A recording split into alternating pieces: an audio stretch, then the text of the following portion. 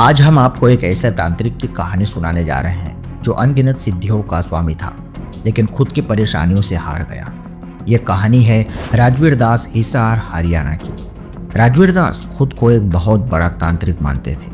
कहा जाता है कि उनके पास इतनी शक्तियां थी कि वे किसी के भी मन की बात जान सकते थे, यहाँ तक कि सामने वाले के पिछले जन्मों की घटनाएं भी बता देते थे। जो भी मेरे सामने बैठ जाता था उसके मस्तक के अंदर, माथे के अंदर एक टीवी की तरह चलचित्र चलता था और मैं वो उसको देख के बताता था, उसकी अगली और पिछली क्या होना है, कैसे, वो सब मैं उसको बताता था। लेकिन ये शक्तियां भी उनके खुद की तकलीफें दूर नहीं कर सकी। समय के साथ राजवीर दास गंभीर बीमारियों से घिरते चले गए। उन्होंने अपनी सभी तांत्रिक शक्तियों का प्रयोग किया, लेकिन खुद का इलाज नहीं कर पाए।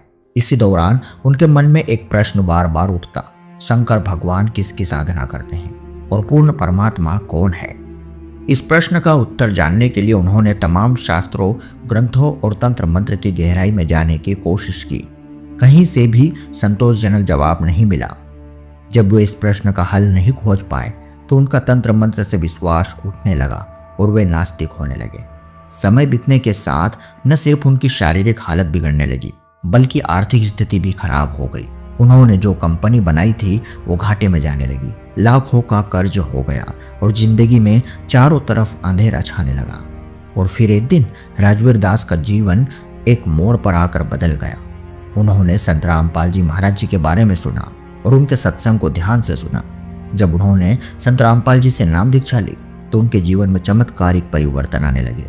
उनकी बीमारियां ठीक होने लगी, उनकी आर्थिक स्थिति सुधरने लगी और सबसे बड़ी बात, उन्हें अपने जीवन के सबसे बड़े सवाल का जवाब मिल गया कि गुरुजी एक हाथ से आशीर्वाद देते हैं, लेकिन मालिक ने उसे परमात्मा ने मेरे संत रामपाल जी महाराज जी ने मेरे को दोनों हाथों से आशीर्वाद दिया।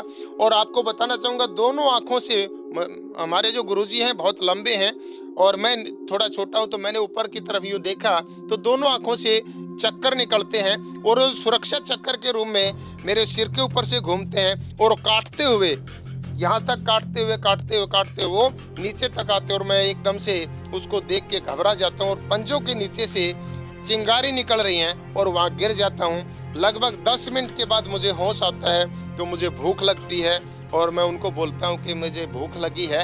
अब वहाँ कहते हैं ना कि परमात्मा को किसने देखा?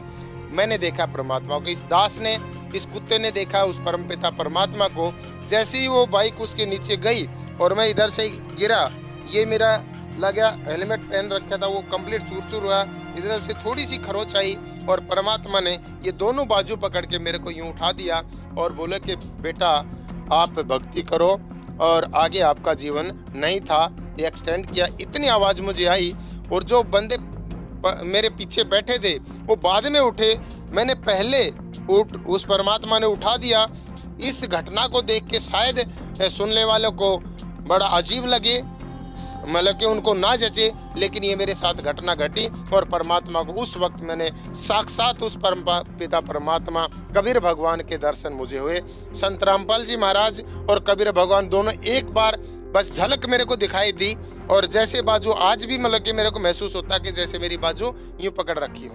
अब एक बताना चाहूँगा, शेयर करना चाहूँगा, एक छोटी सी घटना हो गई थी कि भाई का और ऐसे झगड़ा हुआ था और उस झगड़े में एक व्यक्ति की डेथ हो जाती है और उस डेथ में भाई के 2 दोस्त और एक मैं, हम 4 बंदे जेल चले जाते हैं। और जेल में जाने के बाद वहाँ का जो, अगर मैं बताऊँ आपको, क्योंकि मैं संत रामपाल जी महाराज का शिष्य तो था ही, वहीं संध्या आरती रामायणी जो होती हैं, संत रामपाल जी महाराज 3 टाइम का जो नित्यकर्म बताते हैं वो हम सब करते थे दोनों भाई। और वहाँ जो बरवाड़ा कांड हुआ था उससे ठीक 4.25 महीने पहले हम अंदर गए थे।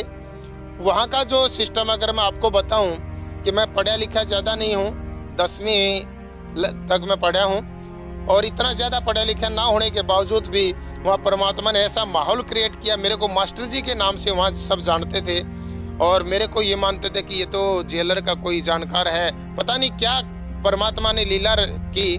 और ठीक 20 महीने के अंदर अंदर हमारा पूरा फैसला करवा के परमात्मा ने हमारे को वहाँ से बरी करवाया। और इसके बीच का छोटा सा मैं वृत्तांत एक बताना चाहूँगा, आपसे शेयर करना चाहूँगा। आप सबको भी पता होगा कि जज को चेंज करवाना अगर है तो कोई एप्लीकेशन लिखनी पड़ेगी, और एप्लीकेशन लिखने के बाद ही जज आपका चेंज हो सकता है। लेकिन जो जज आप मांगते हैं वो जज आपको नहीं मिलेगा, ऐसा नहीं होता। लेकिन हमारे साथ ऐसा हुआ, ना ही तो हमने एप्लीकेशन दी, सिर्फ संत रामपाल जी महाराज को मन ही मन में एक प्रार्थना लगाई थी कि परमात्मा हमारा जज चेंज होना चाहिए और इस जज की बजाय ये जज हमारा होना चाहिए। और वो जज भी चेंज हुआ 1 हफ्ते के अंदर अंदर, और जो जज हम चाहते थे वही जज हमें मिला, और उसी जज के आधार मतलब के हाथों से हमारा केस का निपटारा हुआ। हमारे जो मतलब कि खेत में जो फसल नहीं होती थी वो फसल अच्छी होने लगी, और जो कर्जा था वो धीरे धीरे उतरने लगा। और एक बार की छोटी सी घटना मैं आपसे शेयर करना चाहूँगा। मैं मतलब कि पैसे के लिए बड़ा सत साहब जी। सर क्या नाम है आपका? राजवीर दास। सर कहाँ के रहने वाले हैं आप? गांव बास्ट, हिसार, हरियाणा। सर संत रामपाल जी महाराज से नाम दीक्षा आपने कब ली? मैंने संत रामपाल जी महाराज से नाम दीक्षा 25 अप्रैल 2010 को ली जी। सर संत रामपाल जी महाराज से नाम दीक्षा लेने से पहले क्या आप कोई भक्ति साधना भी करते थे? हाँ जी, बहुत ज़्यादा भक्ति साधना मैं करता था। जैसा कि मैं बताना चाहूँगा आपको, हनुमान जियों की साधना सबसे पहले मैंने स्टार्ट की थी। उसके बाद शंकर भगवान की मैं पूजा करता था, और एक राजस्थान के देवता हैं जिसको देश देवता के नाम से भी जाना जाता है, पितरजी महाराज के नाम से जाना जाता है। जैसा कि मैं आपको थोड़ा सा दिखाना चाहूँगा सर जी, जैसा कि मैंने अपने हाथ के ऊपर भी ये देखो, ये मैंने बनवा रखा है जय पितरजी के नाम से। ये सब मैं साधना बहुत ज़्यादा करता था। मैं मतलब कि 17 साल मैंने ये साधना की है, और उसके बाद 7 साल तक मैंने पूजा तांत्रिक का ये काम किया है। सर आपने बताया कि आप पहले हिंदू परंपराओं के अनुसार भक्ति साधना करते थे, और आपने खुद भी एक झाड़ा फूक करने वाले तांत्रिक के रूप में काम किया। तो इन सब साधनाओं से आपको क्या क्या लाभ हुए? सर कोई लाभ नहीं मिला, बल्कि नुकसान बहुत ज़्यादा हुए। मैं वैसे एक किसान परिवार से बिलोंग करता हूँ। मेरे पिताजी के नाम 15 एकड़ ज़मीन है, और वो सब होने के बावजूद भी खेती बाड़ी करते थे, और फिर भी ये सब होते हुए भी 21-22 लाख रुपए कर्जा सिर हो गया था। ऊपर से घर में बहुत ज़्यादा आपस में नोक झोंक रहती थी। ये सब करते करते बहुत ज़्यादा विनाश की तरफ मैं जा रहा था जी। नशा पता मैं वैसे कोई करता नहीं था, लेकिन ये जो सिस्टम था ये मेरे को कुछ समझ में नहीं आ रहा था कि मैं करूं तो क्या करूं। और ये सब करते करते मेरे को लीवर की प्रॉब्लम हो गई, मेरे को किडनी की प्रॉब्लम हो गई, मेरे को हार्ट की प्रॉब्लम हो गई। बहुत सारी बीमारियों ने मेरे को जकड़ लिया, और मैं ऐसा था कि कोई भी देवी देवता मुझे दिखाई देता था, जहाँ 2 ईंट लगी हुई दिखी वहीं मैं मतलब कि मत्था टेक के उसी को देवता मान लेता था। लगभग 7 ज्योति मैं अपने घर पे जलाता था। और मैं आपको बताता हूँ भगत जी, आपको यकीन नहीं होगा, शायद सुनने वाले को भी यकीन ना हो, कि मैं जब जोत लगाता था तो कई दफ़ा तो मतलब सरफ पे जोत के ऊपर आ जाता था, डोलता था। और ऐसे ऐसे मतलब कि बहुत ज़्यादा मतलब कि साधनाएं मैं करता था, कठिन कठिन साधनाएं करता था। और ऐसा था जैसा कि मैंने आज तक ऐसी साधना मैंने कभी सुनी नहीं, देखी नहीं। जो भी मेरे सामने बैठ जाता था उसके मस्तक के अंदर, माथे के अंदर एक टीवी की तरह चलचित्र चलता था, और मैं वो उसको देख के बताता था, उसकी अगली और पिछली क्या होना है, कैसे, वो सब मैं उसको बताता था, और वो नतमस्तक होते थे जी। सर अगर आपकी माने तो आप बहुत बड़े तांत्रिक थे। आप सामने वाले का मस्तिष्क पढ़ लेते थे, लेकिन उसके बावजूद आप खुद बीमारियों से घिरे हुए थे। आपके हार्ट में प्रॉब्लम थी, लीवर और किडनी की आपको प्रॉब्लम थी। तो ऐसा कैसे हो सकता है कि आप एक तरफ इतनी साधनाएं कर रहे हैं, साथ ही साथ आप तांत्रिक भी हैं, आप दूसरे का मस्तिष्क भी पढ़ लेते हैं, लेकिन जब खुद के शरीर की बात होती है तो आप साधनाओं के कारण खुद के शरीर को ठीक नहीं कर पा रहे थे। तो इन सब के बीच संत रामपाल जी महाराज की जानकारी आपको कैसे मिली? जी भगत जी, बहुत अच्छा क्वेश्चन आपने किया कि मैं संत रामपाल जी महाराज की शरण में आने से पहले ये सब साधनाएं करता था। लेकिन एक दिन अचानक मेरे साथ ऐसा हुआ कि शंकर भगवान की बहुत बड़ी तस्वीर मैंने अपने रूम में लगा रखी थी। वैसे तो सभी देवी देवता की तस्वीर थी, लेकिन शंकर भगवान को मैं सबसे बड़ा भगवान मानता था। और अचानक मुझे पता नहीं क्या हुआ कि शंकर भगवान की जो तस्वीर थी उसकी तरफ मैंने देखा, तो वो बैठे हैं साधना में। मेरे दिमाग में आया कि ये साधना में जो बैठे हैं तो मैं इनको सबसे बड़ा भगवान मानता हूँ, सुप्रीम गॉड मानता हूँ, लेकिन ये सुप्रीम गॉड नहीं हो सकते क्योंकि ये साधना करते तो इसका मतलब इससे ऊपर कोई न कोई है। तो उस दिन अचानक मेरे दिमाग में आया, क्यों आया, क्योंकि एक ऐसा इंसिडेंट मेरे साथ में घटा कि एक लेडीज आई थी जो 60 रुपये वो मांग के लेके आई थी।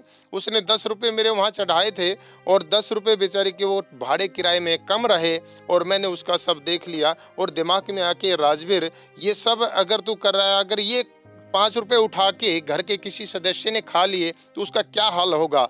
और फिर मैंने उस तस्वीर की तरफ देखा कि यार तू तो गलत कर रहा है। मैं खड़ा होके सबको बोला कि भाई आज के बाद मेरे पास मत आना और आज के बाद मैं ये सब छोड़ रहा हूँ।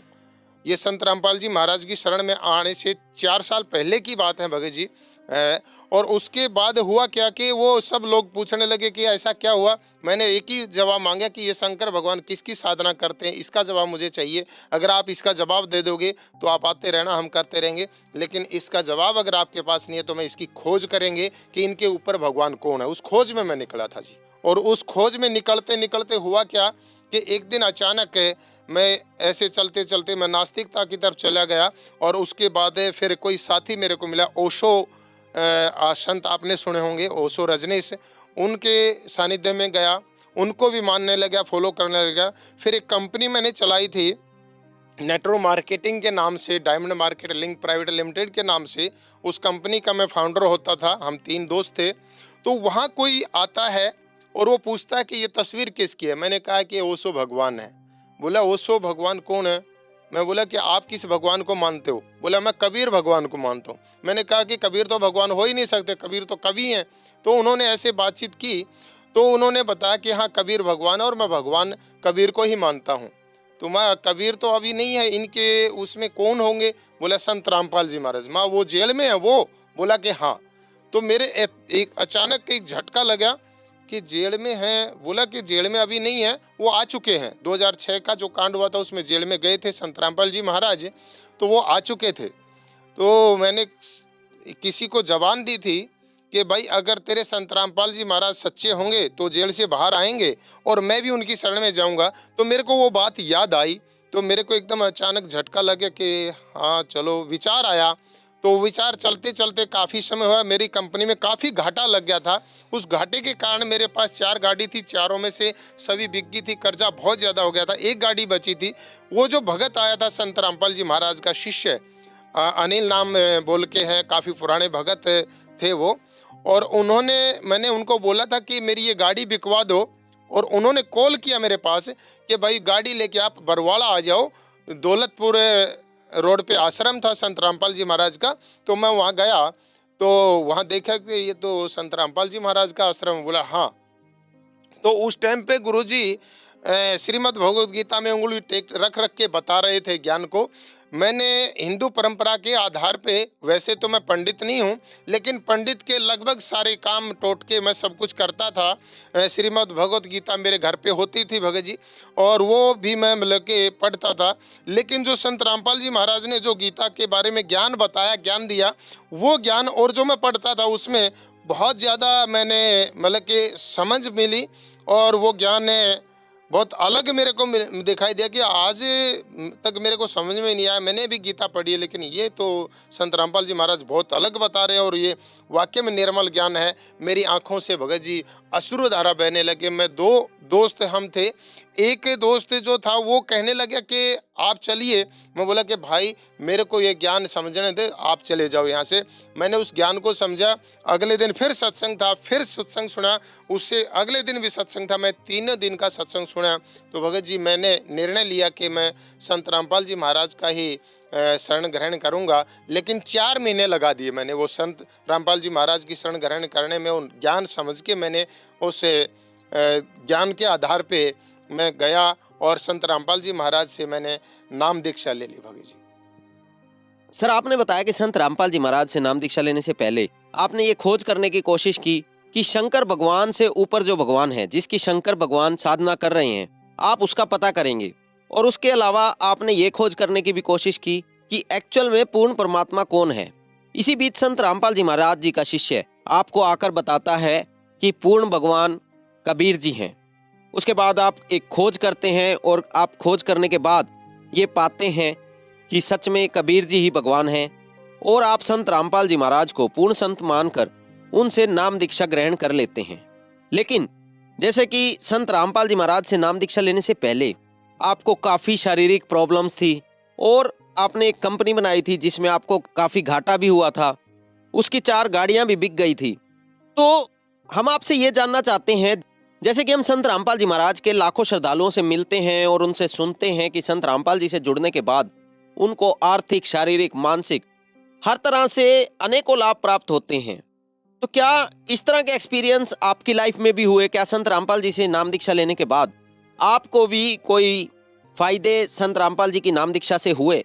जी सर, बिल्कुल मैं आपको बताना चाहूँगा। सबसे पहले तो मैं आध्यात्मिक लाभ के बारे में आपको बताना चाहूँगा। जैसा कि आपने अभी मेरे को याद दिलाया, मैंने बताया था कि मैं एक खोज में निकला था कि शंकर भगवान से भी कोई ऊपर भगवान है। मैंने उस खोज में पाया कि शंकर भगवान से ऊपर एक भगवान नहीं, 2 नहीं 3 भगवान शंकर भगवान से ऊपर हैं।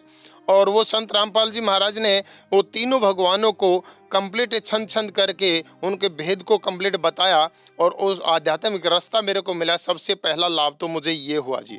उसके बाद बात करूं कि आर्थिक लाभ की, आर्थिक लाभ है, बहुत सारे आर्थिक लाभ हैं भगत जी।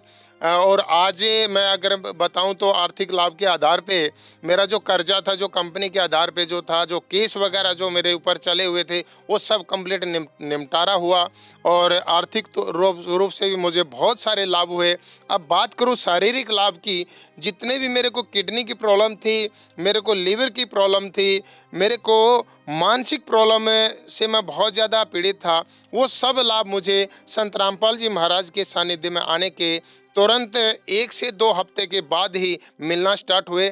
लेकिन विरोध बहुत ज़्यादा मैंने सहन किया, क्योंकि मेरे घर में भी बहुत सारा विरोध हुआ। घर वालों ने काफ़ी विरोध किया कि यही आपको संत मिले थे, कोई और ले लेते, किसी का नाम आसाराम का नाम लिया गया, भाई आसाराम का नाम ले लेते, राम रहीम का ले लेता, या फिर राधा स्वामी का ले लेता। हमारे रिश्तेदारी में काफ़ी लोगों ने राधा स्वामी का नाम लिया हुआ है। तो ऐसे ऐसे करके मुझे बहुत ज़्यादा दिक्कतें दी और भगत जी से उसमें चलते सर मेरा क्या हुआ, 3 महीने के अंदर अंदर मेरा नाम खंडित करवा दिया गया और मुझे उन सभी प्रेत आत्माओं ने दोबारा से फिर घेर लिया और मैं एक मरण वाली सैया पर चला गया था। क्योंकि परमात्मा बताते हैं कि जब नाम खंड हो जाता है तो परमात्मा का जो पंजा है वो सिर से हट जाता है, काल के पंजे में हम आ जाते हैं। और मैं लास्ट स्टेज पे था, तब मेरी सिस्टर आके मुझे बोलती है कि भाई तू अपना कुछ मेरे को फ़ोटो वगैरह दे दे, मैं ताकि आपको फ़ोटो दिखा के कहीं आपसे कि कुछ झाड़ फूँक करवाऊँ, पूजा वगैरह निकलवाऊँ। मैंने वो दिया। 1 हफ्ते बाद मेरी सिस्टर आती है, तो वो एक 2010 से पहले का जो मेरा पूरा कंप्लीट बचपन से लेके 2010 तक का जितना भी मेरा निवृत्तांत था उसमें लिखा हुआ था और लास्ट में लिखा था कि इसकी मौत होगी दिवाली से 1 दिन पहले या 1 दिन बाद में, वो सब लिखा हुआ था। वो देख के मैं भी समझ गया कि हाँ, मौत तो निश्चित है। लेकिन वो कहते हैं ना कि मारने वाले से बचाने वाला तकड़ा होता है और वो परमात्मा का जिसके ऊपर मतलब कि पंजा है उसको कोई मार नहीं सकता। लेकिन वो सब होते होते जो जिसने मेरे को संत रामपाल जी महाराज जियों का रास्ता बताया था वो आ जाते हैं और वो आके मेरे को मिलने के लिए आए थे। लेकिन मैंने उनको एक ही अरदास लगाई कि भाई मैंने संत रामपाल जी महाराज का आशीर्वाद नहीं लिया है, मेरी एक आखिरी इच्छा पूरी कर दो, उनका मेरे को आशीर्वाद दिला दो। वो मेरे को आशीर्वाद दिलाने के लिए वहाँ लेके जाते हैं। तो भगत जी वहाँ मैं एक अजीब सी घटना मेरे साथ घटी है और वो मैं आपको थोड़ा सा शेयर करना चाहूँगा। वहाँ जाते ही मेरे साथ हुआ क्या कि गुरुजी एक हाथ से आशीर्वाद देते हैं, लेकिन मालिक ने उसे परमात्मा ने मेरे संत रामपाल जी महाराज जी ने मेरे को दोनों हाथों से आशीर्वाद दिया।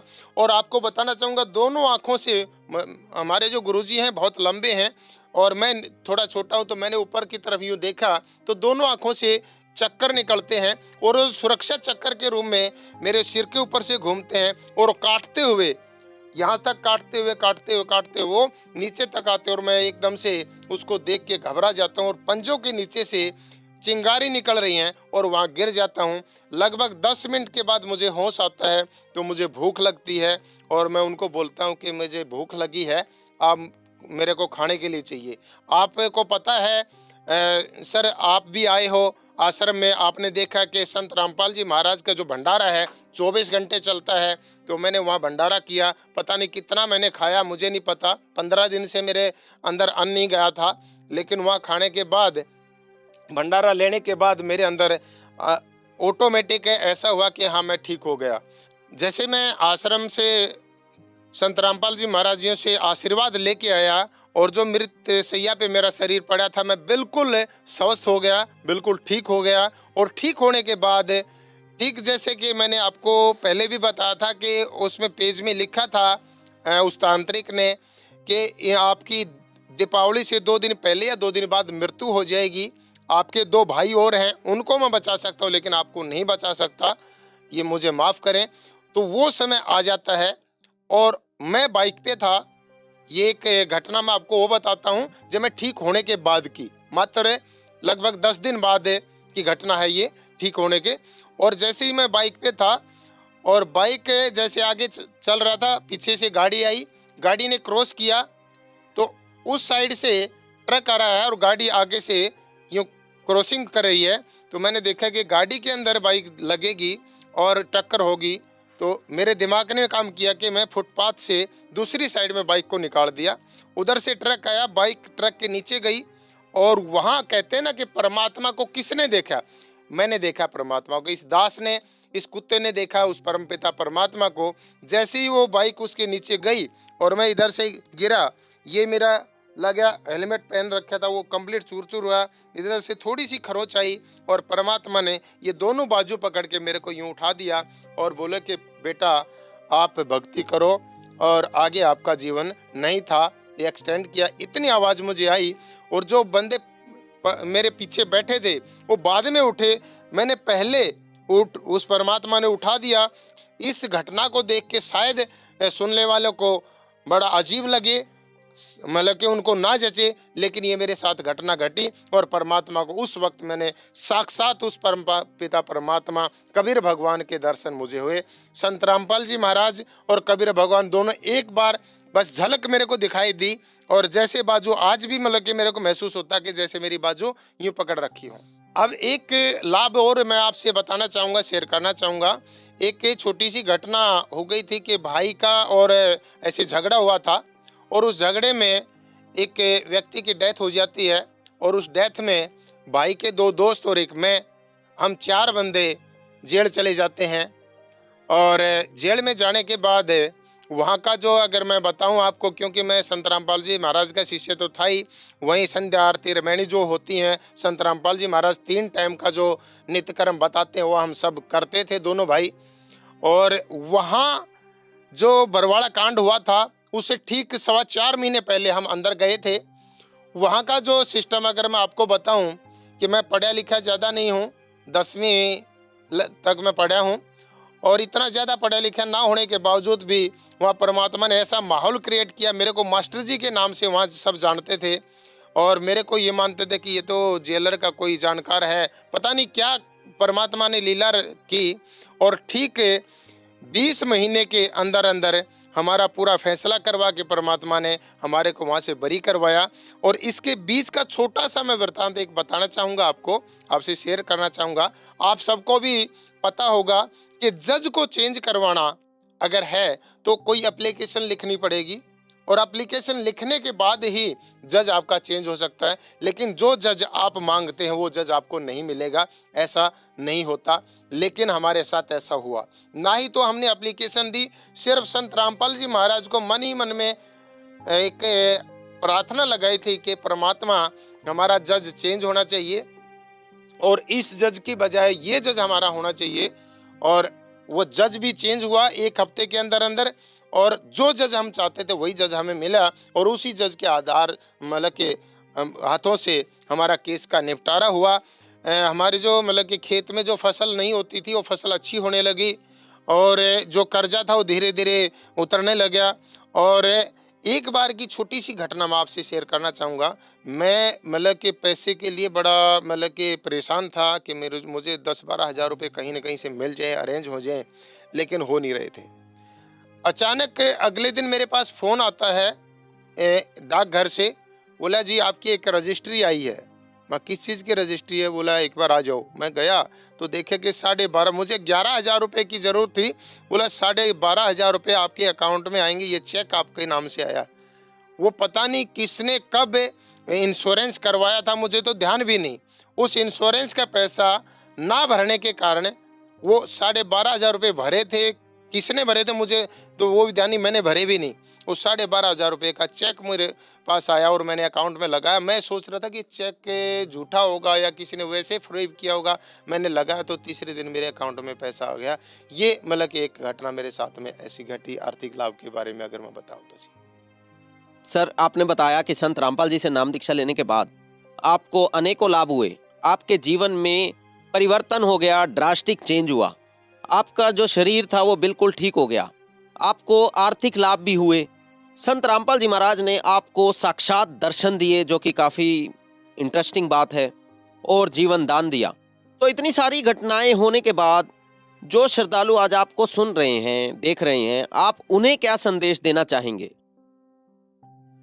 सर, मैं उनको संदेश तो क्या दे सकता हूँ, मैं उनसे हाथ जोड़ के प्रार्थना करना चाहूँगा, कि उनसे रिक्वेस्ट करना चाहूँगा कि एक बार, प्लीज़ एक बार संत रामपाल जी महाराज के ज्ञान को समझें, और ज्ञान समझने के बाद आप खुद ब खुद निर्णय करें कि हमने संत रामपाल जी महाराज का मतलब कि शरण ग्रहण करनी चाहिए या नहीं करनी चाहिए। ज्ञान समझने के लिए मैं आपको बताना चाहूँगा कि हमारी एक पुस्तक है ज्ञान गंगा, ज़्यादा नहीं कहूँगा, वैसे तो 50 पुस्तक हैं हमारी, लेकिन एक ज्ञान गंगा पुस्तक कम से कम उसको ज़रूर पढ़िए, और एक बार नहीं, 2 बार नहीं, 3 बार उसको पढ़िए। क्यों?